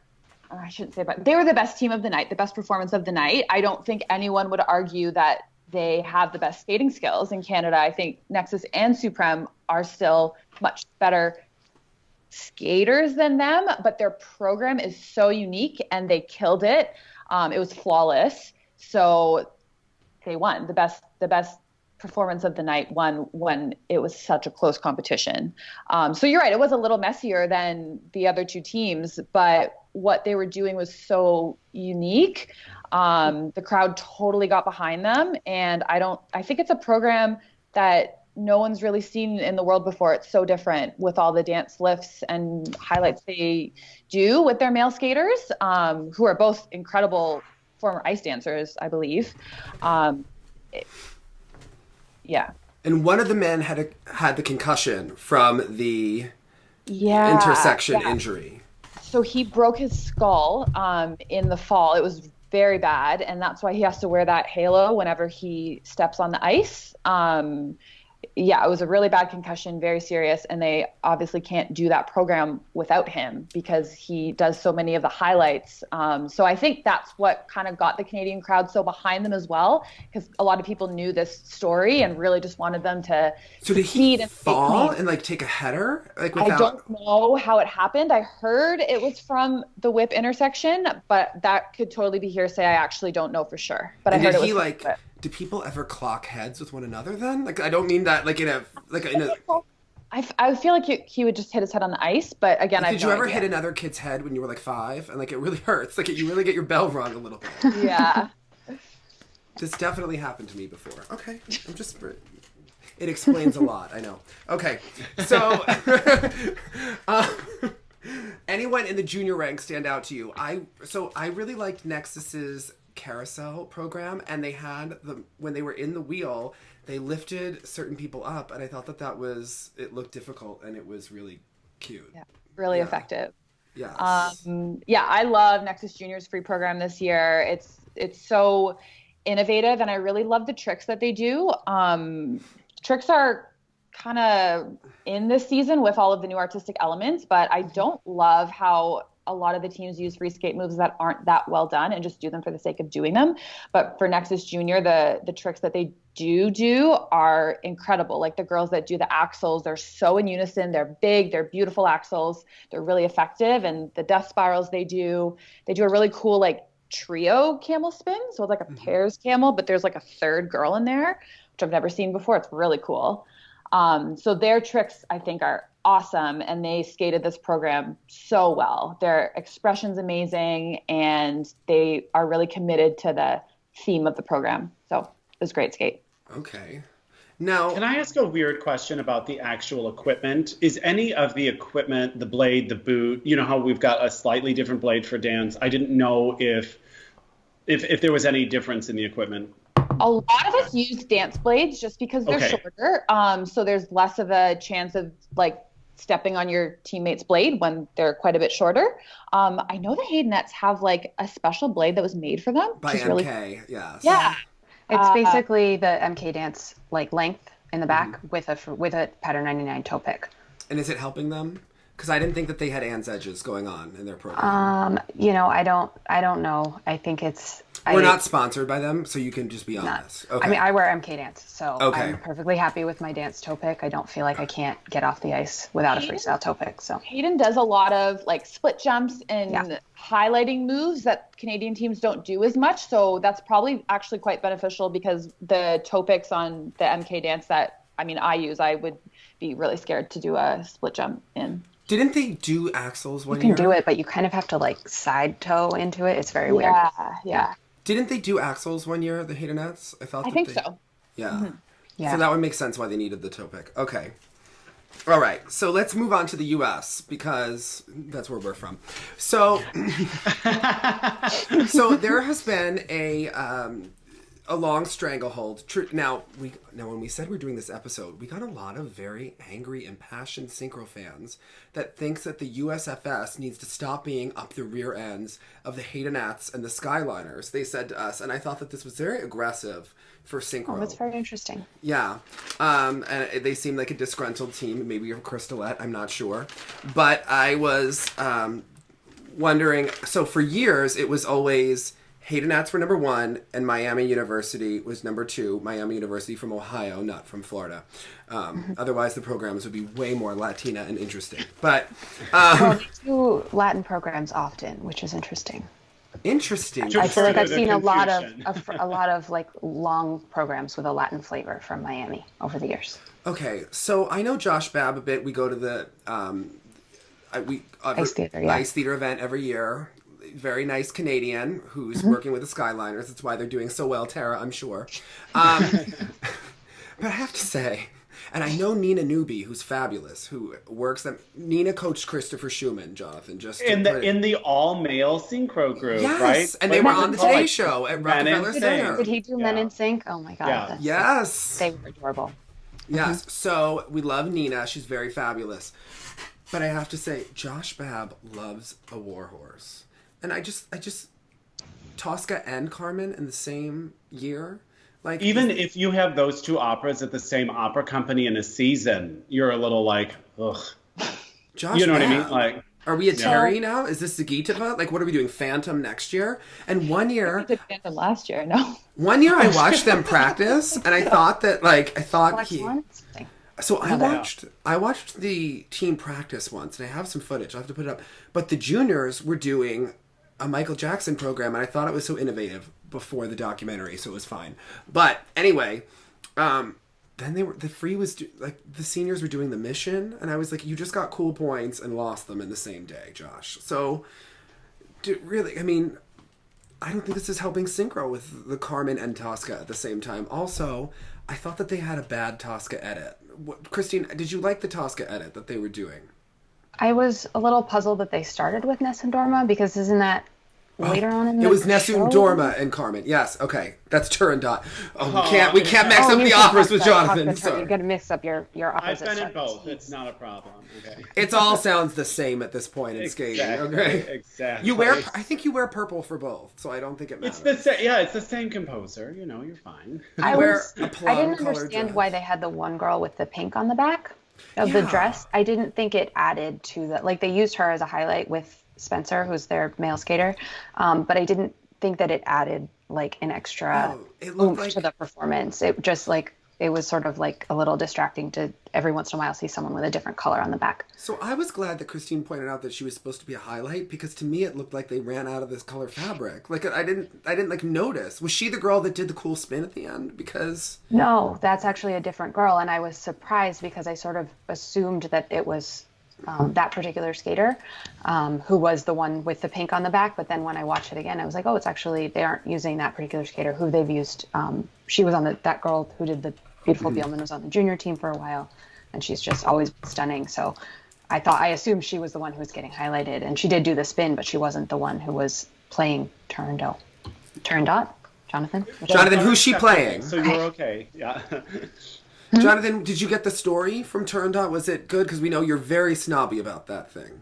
Well, no, I'm just in it, so I just know it. But do you remember your first appearance on the skating lesson? You had questions because you said that wasn't it that Katie Denny, in the moment where they're walking Tosca to her death, she gave us like big jazz hands and a smile, and I was like, oh, anywhere but there, I promise. I mean, again, I don't know that anyone really caught that, but I definitely did. But yeah, to me, to start a Turandot program with Nessun Dorma is a little bit like starting with dessert. Mm-hmm. It just seems a bit like, whoa, that should be like the moment, not the intro. And they brought it back at the end, but they did start with it. Yeah. So that's interesting. So what move would you say is like in the free program is the triple Lutz that's at 3 minutes and 30 seconds in the program that Michelle does? Would that be like the angled intersection when the crowd goes wild? Because they do go wild, and what do we want to have like near the end to build? I would say one of the intersections or the group lift where they have the four packs of four, and then one girl goes up. Okay. Lifted by the other three skaters. Now, obviously, I'm very new to this, so I forgive my idiotic questions. But I'm just curious. Oh my gosh, I totally forgot it because I was like, "You are an idiot," and it does sound like, oh, the innovative moves. Mm-hmm. You are familiar with these moves, you know, like when you were talking about like the kind of 3 people in the spin versus just like a normal pair spin, this was like a fun, different thing you don't often see. Yeah. So I didn't have a barometer to know what was unique to this event, or maybe I just thought things were unique in general. So where do you find are like the most interesting moments for innovation and creativity. Like, for instance, like in ice dance, when we've watched Twizzle variations, it's one of my favorite things to look for because I'm so creative how each team makes it their own. So I'm curious where that happens here. So it's a little different this year because they changed the elements that we have. In the past few years, at least, it's been like pretty standard. Like you have a no-hold walk, you have a wheel, you either traveling or stationary. You have a circle, you either travel or stationary. And there's some picking and choosing, but this year they have what are called artistic elements. And so it's basically you're supposed to do more of these artistic elements and fewer of the standard elements. And that's given a lot more room for creativity. So a lot of the times where you see like a circle where one girl goes in the center and does like a beautiful Bielmann or a Y spin, or a couple people pop out and do axles or double flips or whatever they might be doing. That's now part of an element, as opposed to usually they would use it in a transition prior. So usually for me before, it was like what we often see in Synchro is if someone, one of the top teams in the world does a really cool transition, they try to incorporate that then into the code for other people to use in the future as like something, as a new element. And when they are changing this, and how do you find that? Do you find the relationship with the ISU as puzzling at times as they find in other disciplines, or is there a separate Synchro committee? I just don't know how any of this works at that level. There is a Synchro committee, and some of those people are also judges for other disciplines. But like at least in the U.S., we generally do a coaches college every summer that U.S. Figure Skating puts on. But particularly this past year, the heavy focus of it was all of the new changes with the new iteration of, +5, -5, and all of the new changes to the judging system. So we spent a ton of time with the chairs of the committee who did hours of presentations for us on like what would be an example of an artistic circle, because all of us are like, what is that? We don't know. It's very open-ended, and it's almost like it had been so prescriptive for a while that we almost didn't know what to do at first with how many options we have now. Now, you're pleased? You're pleased with these changes then? Yeah, and I find that like I can watch a program and I think less, like especially with the senior longs, I think less about what elements and like if I were sitting on the tech panel, would I call that, and more about the overall performance. No, I've seen I'm sorry, Dave, I'm just convinced to let your voice rest, I guess. The +5, -5, as it has created a lot of shuffling of things in various disciplines, has that changed anything for you? Do you find other teams are able to move forward that might not have otherwise? How are they doing at this juncture? Yeah. How are they?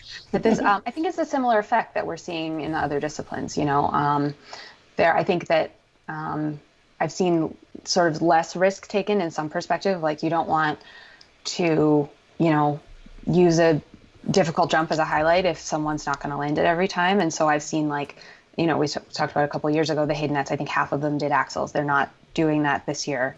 Maybe they don't feel like that's worthwhile to go for, when in Synchro, it's not like you get points for doing an axle. You just get a GOE for doing something interesting. A nod. Yeah. There's no value assigned to the jump, so it's not like someone doing a double axle gives you extra points. It's just, did you do it well? Okay, +3, +4, in terms of like the element as a whole, because there's not a jump element, that kind of stuff. Okay. So. Okay, so my fourth attempt at asking it. Okay, so let's hear it, Dave. The Twizzle rules, Christine. Are they as difficult as normal Twizzles? Are we not that impressed when the ice dancers are doing the Twizzles when we can have 16 people doing this? So what is happening? Are the rules as it is hard to get the levels in Synchro on the Twizzles? It is now. So that's also new this year. The Twizzle element has never been separate for Synchro before. It was always within the no-hold. Mm-hmm. And so you would have, to get a level 4 no-hold, you would have to do a Twizzle series within the no-hold successfully. Now the Twizzle is a separate element. Do you guys do Twizzle in open in Canada? We don't do Twizzle in adult. No. So we don't do the Twizzle element. It's really just junior and senior that are doing it, that are assigned the Twizzle element. But it's pretty much the same as the levels that you need to get the 4 or 3 and whatever you're going for in dance. See, I'm a performer. I'm not an artist like Jonathan. And I really liked when Tessa and Scott ended the Twizzles on the beat and they went like, huh, like that. Like that is what I want my Synchro team to be doing, Jonathan. It's all about the theatrical. Fair enough. You never appreciated that enough, Jonathan, okay? I always appreciate it. And those Canadians are tough. We get hate from Canada because you don't like Tessa and Scott, okay?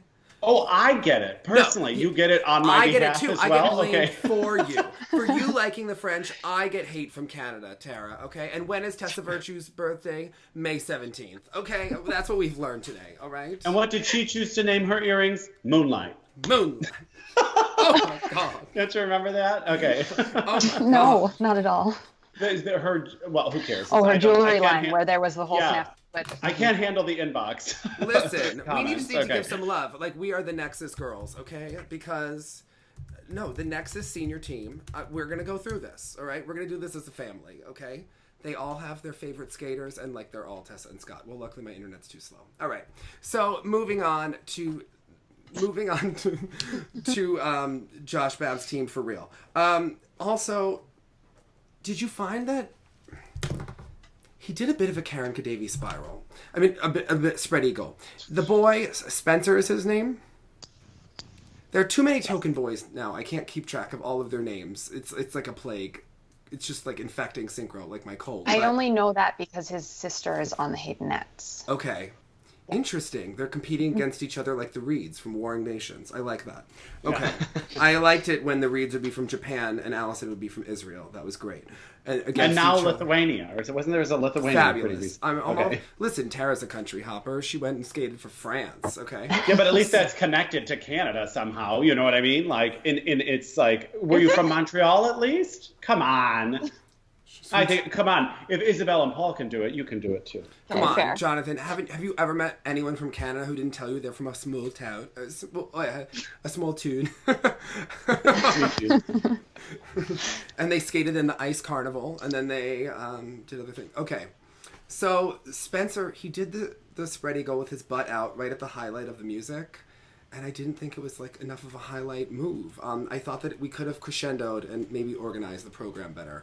Yeah, but the crescendo keeps going, and then they have their creative lift, and the girl is so high, and then they go into their artistic circle. I thought it was fantastic. I love their ending. I didn't like it as much as spread eagle. I thought you were going to say that you loved it. It wasn't a Paul Wiley spread eagle, and frankly, I want like 5 bunny hops in a row. Like, I just thought it wasn't that creative. I've seen a spread eagle before. Okay. Maybe it's the angle that the camera was at. If you were sitting on the judges panel, you would have loved it. I felt like he was going for Charlie White hair. Like, he was going for like the Charlie White hair. Charlie was at Nationals, by the way. Really? Where? Is he choreographing for Synchro now? He works with the Haydenettes in the summer. I don't think choreography, but I think they were doing skating skills. I think he should choreograph next year. I think he could they could skate to Wicked Game, and it could be a moment. I think it could help. In general, again, here he comes, like the dumb uncle at the party that's like, so you are skate, huh? So talk to me a little bit about the choreographic circle that a lot of these teams are pulling from. Are they often the coaches themselves? Are they pulling from specific synchro choreographers? Is there, like you're saying, a Charlie White? Is there room for that kind of crossover, or is it a bit irritating because you find yourself explaining it to people like me that you're like, no, we can't do that. That doesn't make any sense.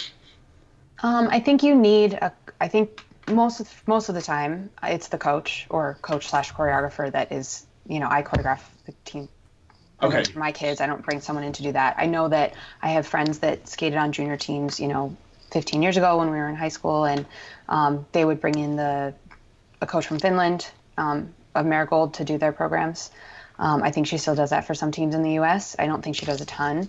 And I think some people do collaborate. So I know the Haydenettes were working with Adam Blake for a couple of seasons to do sort of the waist up, like, piece of the choreography in terms of like arm movements and those sort of like more modern hip hop dance things when their themes have required that. But I don't know that that's something that's across the board. Jonathan, did you catch that she said waist up choreography? Basically, Adam Blake is giving them the Tutamisheva moves, okay? The old bamboozle, the old arm bamboozle. Well, I think that, like, if people come in and not knowing the elements of synchro, you do need to have the coach set the technical piece. He is good at group numbers. Spread the frosting on. He's good at group, like making interesting patterns and things. I don't know if they can do it as much with synchro with the rules, but I've seen him do. Sam Chouinard helped Supreme a couple programs too. How come Nexxice only used the magic of Sandra for one program? Why not every year? I mean, if she's right in town. They've been using Shay Zakuski for the past 3 years. So he did this Handmaid's Tale, or he collaborated with them on the Handmaid's Tale, the last year's Free with the blue dresses, and then the Widow. I loved that one. I loved the Widow. Yeah. I always like the magic of Sandra. I think that their Malaguena could use some Christy Yamaguchi influence. I was like, Sandra doesn't strike me. Sandra didn't do something called The Widow, did she? That doesn't sound very Sandra to me. Yeah, I was like, could you imagine? No, but she helped them with Bohemian Rhapsody because she loves that sounds a band. Right. Yeah, right? Mm-hmm. That's very Sandra. That sounds right. Mm-hmm. Yes. Okay, sorry, that was my choreographic tangent. So how close, because actually the Skyliners actually won the short program, which was a big scandal in the synchro world because the Skyliners, Josh Babb has been raising top juniors who then leave and join the Haydenettes for senior. But now he's starting to retain more of the juniors for his senior team. So they're more competitive with the Haydenettes, and they actually won the short program this year, and it was very exciting. So why did the Skyliners, what was the difference for you in the free skate and why they weren't able to capture the national title? So they did lose a couple levels, but it wasn't enough to have made the difference in terms of winning the free skate or winning overall. I think they got a group lift 3. I couldn't see, again, the video angle didn't get all 4 lifts, so I couldn't see what happened. If it was the 4th one, that maybe it went down early or didn't go up smoothly, whatever. And I think they lost a level on an intersection. I think on the angled intersection, I'm guessing they probably were overlapped at the beginning. That's usually like for a senior level team, I would say that's usually the first error that you see. You usually don't see people messing up on the turns at that level. I think that in the U.S., it's still the Haydenettes national championship to lose generally. I think that other teams are creeping up, which is good. It's good to have competition, but I think that the Haydenettes would have to make a mistake, and they're the longest clean. And from your perspective, the Haydenettes are deservedly the I think in particular, I think in particular the free skate was like their shapes were neater, they were faster, and I think that there was a sort of an electricity to the performance. I mean, the theme is not like the most mature theme that they've ever done, or the most, you know what I mean? They're doing the greatest. I hated it. Okay. I'm just gonna. My kids also skated to that in intermediate. But that's appropriate for intermediate. That is appropriate. The Greatest Showman. I think that it is. It's showy and it's flashy. And I think they had the performance on the day. Now, the thing about The Greatest Showman, I think it's appropriate for intermediate, but for a senior team here, I just didn't feel like the Haydenettes had the same level of skating quality that we saw from the Canadians, especially from the Handmaid's Tale girls. Like, I just didn't think that they were at the same level, and I was expecting a little bit more, considering that they've been such a well-known team. It's a really different style, right, from Nexxice. Like, they're night and day. How would you describe their style? To do. I mean, their coach is Finnish. They definitely skate more like the style of some of the Finnish teams. Ooh, tell me what that means. So we describe, my friends and I describe Nexxice, we call it Nexxice knees. It's just like butter. Like everything has like a lilting rhythmic knee action. And I think that some of the other teams choose like it's just a little more like in your face, like sharp, stroke extension. And there's like a Benoit versus a Laurie. Yes. Okay. Exactly. Okay. No, I understand. Yeah. Okay. I'm Team Laurie. Just say. I did like the Haydenettes, but this program. Did you prefer the skirts because you could see more of their legs? I did prefer the skirts. I did. I know, that makes me sound lecherous, and that's not what I meant. I'm just talking about the skirts in the short were particularly long, and then in the long program they have the shorter front with the theme. I thought, I just think the Haydenettes, they had some issues on some of the elements, but they were overall better than the Skyliners. I do agree there. Especially when we're doing like... see it live. I was underneath the rink. We were waiting for awards for adults, so I could only see like from one, like the Zam door, just one corner. I watched it on the internet afterward though. Okay. I thought that they're good. How do you think they're going to stack up at the Worlds compared to the Canadians? Like, are the Canadians ahead of them? I was watching the nationals side by side trying to, like, group everyone. So, for me, what I usually see happen at Worlds is that the short sort of tells the story for whoever skates in that last group. And if you miss calls in the short and you get, like, buried to even 5th or 6th, even if the numbers are tight, like the the totals between first and fifth or first and even eighth. If you skate in that second to last group for the long, it's hard to pull up because the judges, like, obviously they want to save. I know it's IJS and they say we don't save and it doesn't, skate order doesn't matter, but it matters, right? So for me, it's going to depend on who skates clean in the short and who has a good performance. If people, even if it looks great, but they get an I1 instead of an I3, it makes a big difference. Now, how many? If you were doing, sorry, Dave, go ahead. Well, you can ask Mac, but did you use every piece of music from The Greatest Showman? Because the Haydenettes really felt like that was necessary for their free skate, and I didn't. For my kids' program? Yeah. We used Greatest Show, Okay. This Is Me, and Come Alive, and that's it. Okay, so is it like fast, slow, fast? That's this, yeah. We actually started with the trailer, so it was This Is Me with the little voiceover of... So it was like Hubble and Donahue. They want the first minute of the program to be the trailer. Yeah. Yeah. Mm-hmm. Yeah, and so we started with that, then The Greatest Show, then Come Alive, then This Is Me. Okay. Because back to The Greatest Show. It felt like we were changing the piece of music every 30 seconds during the Haydenettes free, and that's what was really bothering me. So there was a lot of cuts, yeah, for sure. Maybe that's very Finnish. I don't know, but no, Jonathan. Sometimes the Rockettes are weird. So one year the Rockettes did this beautiful short program to Schindler's List. Wait, you're saying the Rockettes, I think. Yes, the Rockettes from Finland, the top team. I didn't know the team from Finland was called the Rockettes. I was like, girl, I went to their Christmas spectacular, blah, blah, blah. Oh, I'm sorry. I see. And then there's a team called Marigold Ice Unity. And to me, that makes me giggle. I don't rolls know why. Off the tongue. Yeah. To me, it's like some sort of like 80s, like... Mew. That's right. M-U. Okay. To me, I don't know. It reminds me of like the Rocky Horror Picture Show when I think of Marigold Ice Unity. I think they skated to it once. But anyway, these names are a little ridiculous. But the Rockettes did this number for the free program, and they were like a spaceship taking off, and they were like in the circle and like lifting some girls, and there was like, it was like NASA liftoff. It was very strange, and I just think that the Finnish may be a little out there. Well, they just won their Finnish nationals this past weekend as well. Cool. Yes, they may feel like we need to have 8 pieces of music in The Greatest Showman. I don't know. To me, it was a little excessive. It was a little much. It was a little out there. But I mean, so then to propel you forward, I mean, obviously it sounds like it really will depend on who is, skating the program of the day. It does sound like that's a little bit more the case. But is there a general hierarchy that you see kind of playing out just based on the materials and the makeup of each particular team? Is Nova going to win a medal at Worlds? Let's put it on the line. I would love to see that. That would be really cool. I think it would be cool to see a team that, like, first World Championship that they've gone to get a medal. That never happens, but that would be awesome. Do you think it's plausible? Absolutely. If they skate like they did at Canadians, for sure. Oh my God, Synchro people are so polite. They are also Canadian. Jonathan, how are you feeling about it? Oh, that would be very exciting. It would be very lovely. Oh, yes. Their wheel will be really happy. Jonathan, I was really impressed. Jonathan, will Vincent Zoe be medaling at Worlds? God, now. I was like, Vincent? No. Yeah, see, there you go. Okay. All right.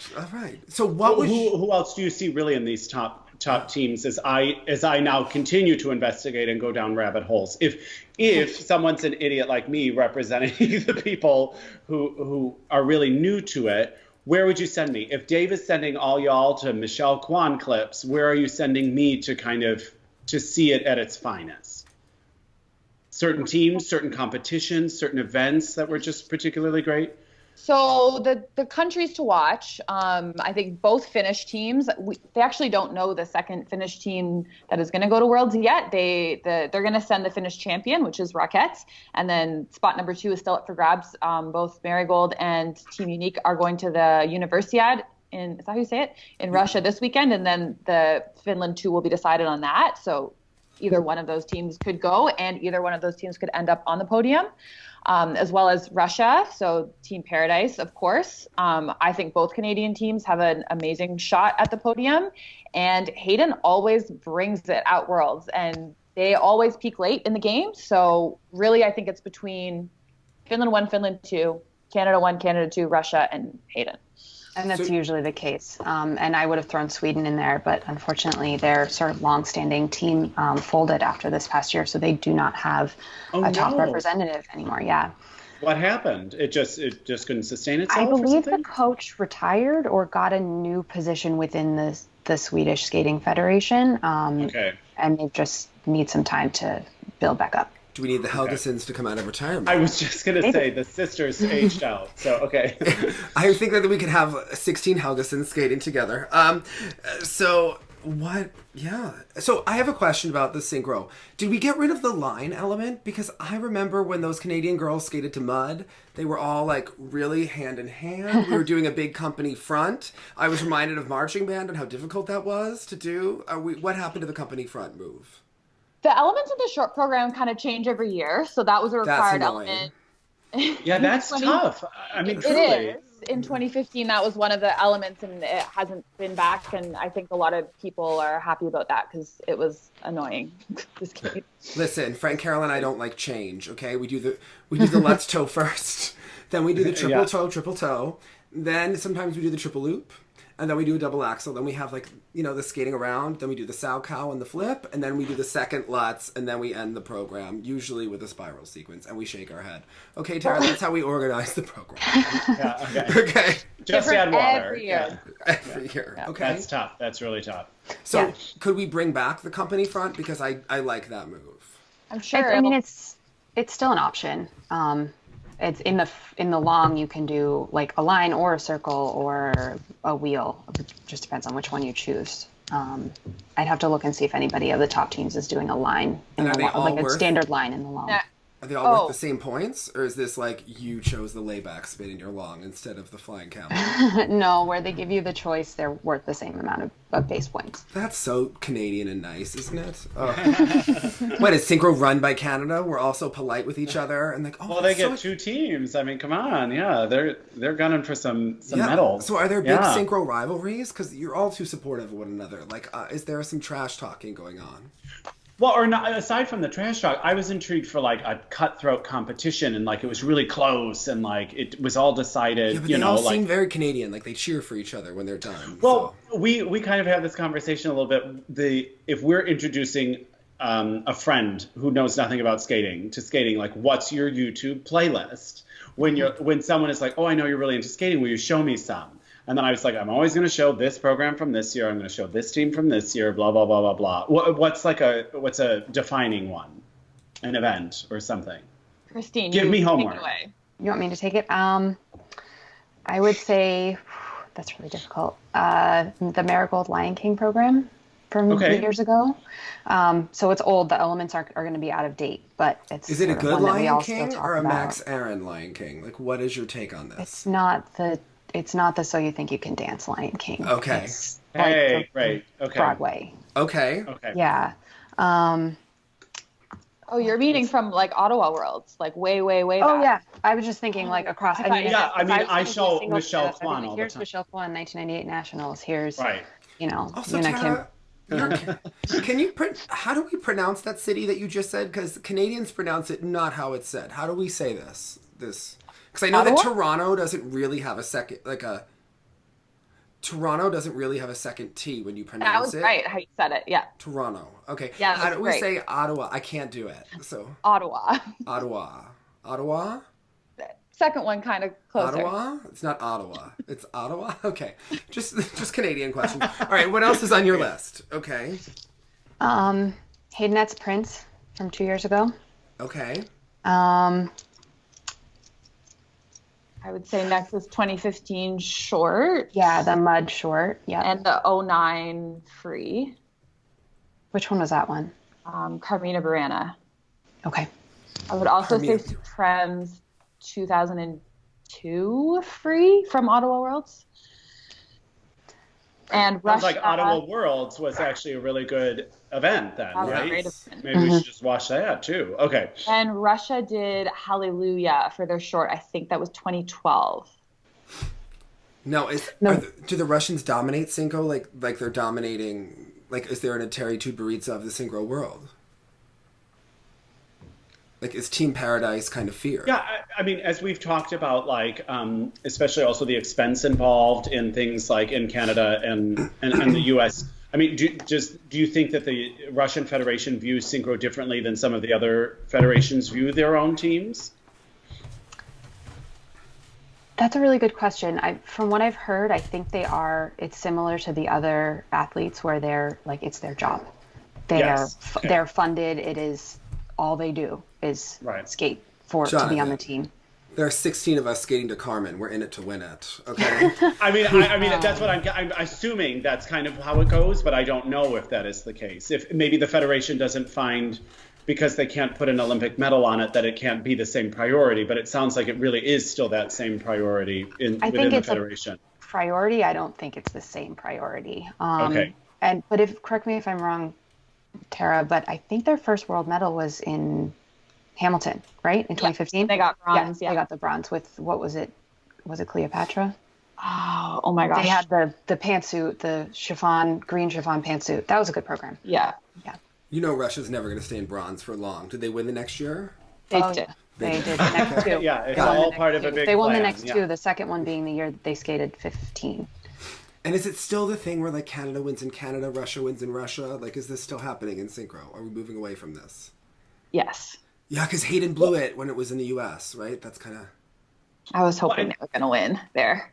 And just I hearing think they were crowds, too low after the short. I think that they got a medal for the free, but they were in sixth after the short or something a couple of years ago. They got another try next year. They do. Yep. See, these Canadians are these synchro Canadians. Don't give up. They don't give up. Yeah. They have another great shot next year, Jonathan. Yes. Yeah. That'll be great.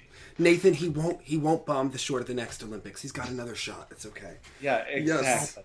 Yes. And he'll have 35 degrees by the time he gets that Olympic medal. All right. So what was your moment of the two synchro nationals? What was your key moment? Who? Was Dinus. For me, I'd say the entire free program competition. I got so emotional watching it all.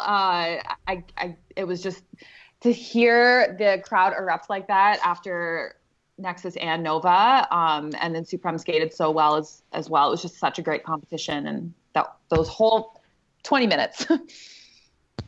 So I'm going to talk about a team we didn't talk about. My favorite was the Starlights Junior long program. Okay. At the U.S. National Championships. It's Fix You. It's a cover sung by a woman, I'm not sure who, and there are 4 girls dressed in white as angels, and everyone else is in like a blush pink. I saw this. And okay, yes. The usage of the 4 highlight girls was like very symmetrical and pleased my OCD eye. Yes. And do you get emotional watching skating too? I never cry during skating, so. A rare performance. Yeah. Okay. Rudy Galindo, 96. I think that was the last time I cried watching a skating event, and I was like, but a that child. Was a good one. Okay. That was a good one. Them, and I also have to commend Teams Elite, who got third in the junior division. They're a first-year junior team. They've never had junior before. So they just have had really strong juve, novice, and intermediate teams, and decided to go junior this year and made a splash. So good on them. And how about you, Jonathan? What was your moment? Well, I think the fact that I was watching it at all. I mean, it's one of those things, and it happened.